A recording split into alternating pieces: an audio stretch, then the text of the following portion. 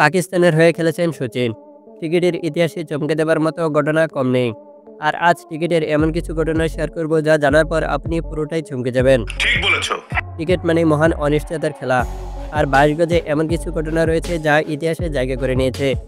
এই যেমন শোয়েব আখতার ক্রিকেটের সবচেয়ে জোরে বলটি করেছিলেন রাওয়ালপিন্ডি এক্সপ্রেস।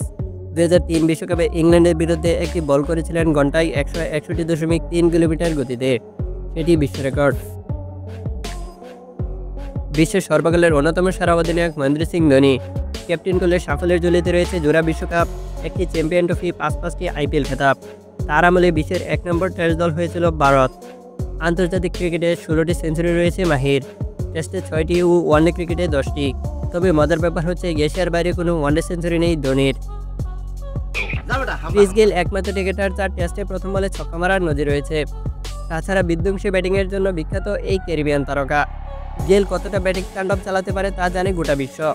2012 সালে ঢাকায় বাংলাদেশের বিরুদ্ধে টেস্টের প্রথম বলে ছক্কা মেরেছিলেন গেইল। রবি শাস্ত্রী প্রথম ক্রিকেটার যার এক ওভারে 6 বলে 6 ছক্কা মারার নজির রয়েছে।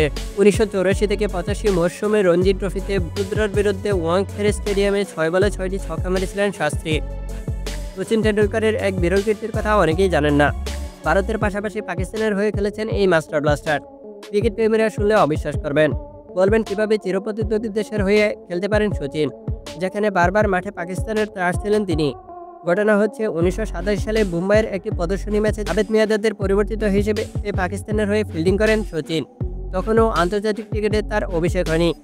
তার 2 বছর পর 1989 সালে পাকিস্তানের বিরুদ্ধে সিরিজ দিয়ে তার আন্তর্জাতিক ক্রিকেটে অভিষেক হয়।